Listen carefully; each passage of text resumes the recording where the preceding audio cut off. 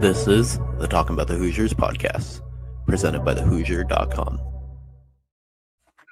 Hello, Hoosier Nation, and welcome back to the Hoosier.com postgame wrap-up, another edition. The Indiana Hoosiers just got killed by Purdue. I mean, there's no other way to say it. 93-64. Kyler, you're live from Mackey Arena.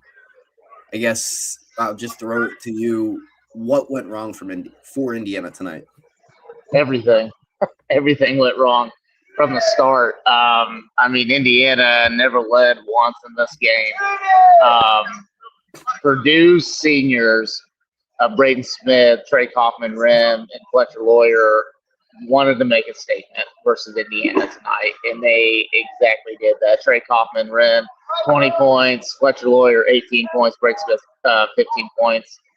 Those guys were pretty much the reason that they were able to Purdue was able to kind of start hot against Indiana. And Indiana just never really got anything going. There was never really any flow or anything. And then especially you look at the defensive end, the fouling that Indiana did, what they compiled, the foul numbers were atrocious. And Indiana got exposed in a lot of areas, The first meeting, obviously, was a closer game, and Indiana was able to kind of, win that game, obviously, but Purdue pretty much wiped that away, it felt like, with the way that they played tonight. And Indiana just struggled with competing on both ends, and when you have Lamar Wilkerson, who ended up finishing with 20 points, but like we were talking about, on the offline here, it was the worst 20-point game that I think he's had all season, and, a lot of those points came in garbage time. So, when you don't have Lamar Wilkerson being able to get to his rhythm and his flow, your best player that you play around in the first half, it spells danger when you're playing at Mackey Arena. So give major credit to Purdue. Obviously, that they wanted to come in here and make a statement against their in-state rival, possibly one final time, unless they meet up again in the postseason, which that's probably unlikely. But rough go around for Indiana, especially coming back from a really bad loss against Illinois, a beatdown versus Illinois, and then you come out tonight and you get blitzed by your number one rival. Yeah, I mean, there's going to be people that look at the box score and they're like, "Oh, Lamar Wilkerson played a good game." I mean, he shot the ball well in the second half. Sure, he had 18 of his 20 points when the game was kind of already over. You just look across. I mean, just looking at the box score though, I mean, Indiana shot 52% from the field. They got doubled up on the glass. Purdue turned 11 turnovers into 16 points. 24 assists to 13. Indiana shot 60% from the free throw line, only hit 7 threes. Going into this game, I said on the podcast on Wednesday or Thursday, that if Indiana was going to win this game, the threes were going to fall. I thought the threes were going to fall. They did not, and it wasn't even just they didn't fall. Indiana really wasn't able to attempt too many threes. And we talk about Wilkerson struggling, and it wasn't even as much he struggled. It was early in the game. Purdue did a heck of a job of denying him the ball. He really wasn't able to get any looks in the flow of the offense until the second half, and then you see him get going Indiana fans are accustomed to. But really, Indiana had no answer for Trey Kaufman-Renn, 20 points, 10 from the field, and he left them out there 4 free throws, but also 6 rebounds, 5 assists. Braden Smith was aggressive early, and then, did his thing with the, 16 or 15 points, 8 assists. You mentioned Fletcher Lawyer. He didn't miss a shot, had 18 on 5 for 5 from the field.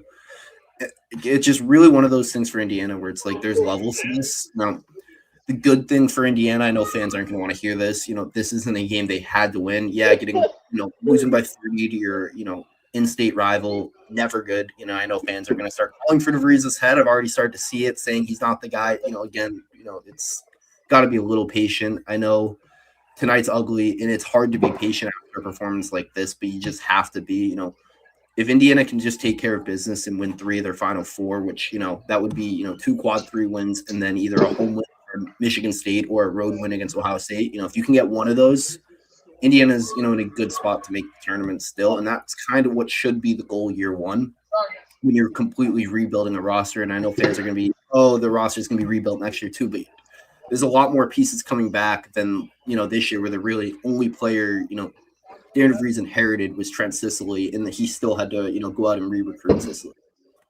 Yeah, no, you touched on a lot of points, especially long term when you look at what Coach DeVries, has to do. You mentioned there is levels to this, and Purdue is a team that's, their main core have been together for a long time, right? And those guys are winners at nearly the highest level that you could possibly be at. Yeah, I mean, you just look at the numbers, 65% shooting by Purdue. Like that's an insane number. Like those guys, like they could not miss, and a lot of it, obviously, they were really good at just being aggressive to Indiana. Yeah, and like a lot of it was Trey Kaufman-Grin. He was just a bully down there when it felt like Purdue was obviously going at him a lot. They scored 34 points in the paint, which Indiana scored 28 points in the paint, but a lot of that was driving. And Reed Bailey had a pretty solid game, I guess you could say. But I will say the one positive, I know we're like really, really negative right now, but the one positive I do kind of want to talk about is maybe taking Conaway. I thought he had one of his better games. He's been coming back from an injury. Connor Enright really struggled this game. Really, really struggled with the fouling. Obviously fouled out early in the second half. Had 3 fouls in the first half. Braden Smith completely owned him in a lot of ways tonight. And Tane Conaway came off the bench. I thought he was pretty good. 12 points, 5 of 7 shooting. He did have 3 turnovers, but he had 7 assists. So he was a really good presence there. He tried to give Indiana a spark. Tucker DeVries, Tucker DeVries got going early a little bit, but I would say Tane Conaway is probably the one positive because hopefully he can kind of build off of this and hopefully provide more consistent play for Indiana in the backcourt. They're going to have to also figure out a way to get Nick Dorn going again because he has been a non-factor, and right now it looks like he's just kind of out there running around getting some laps in right now. But, Indiana's got flaws, and obviously that was pretty exposed today. But when you look at kind of the bigger picture, the next 4 games, obviously 2 of them must-win games. You got to take care of those at home. And then you look at Michigan State and Ohio State, got to split one of them. You probably want to just go ahead and get Michigan State out of the way because, like I've said a lot in our post-game wrap-ups and stuff like that, you do not want to go into Ohio State where it feels like, man, whoever wins this game is in the NCAA tournament. You don't want to put yourself in that situation. So it's frustrating. It really is. But obviously, this Indiana team's just not equipped right now to play against a team like Purdue, like a Michigan, like a Illinois. Like it got pretty exposed. Right now, Indiana's not been a very good road team this year, especially when it comes to playing against the elite of the elite. So, poor performance. You really can't take a whole lot of positives out of it unless you want to look at taking Conaway. But to me, it's just it was just bad all around. Yeah, I mean, it's hard to take away any positive. I don't think I can.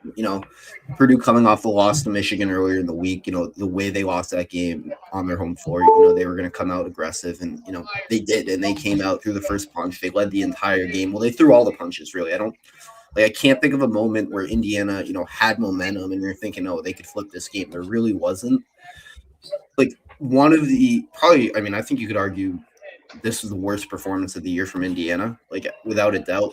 With Illinois, it was one of those things you came in, it was a tough matchup, with the lack of size and just overall just mismatch across the board. With Purdue, you beat this team once already, so you have that kind of mental edge a little bit coming in, and then you just get punched in the mouth from the very first minute and just get honestly embarrassed. They got ran off the court tonight. There's no other way to say it.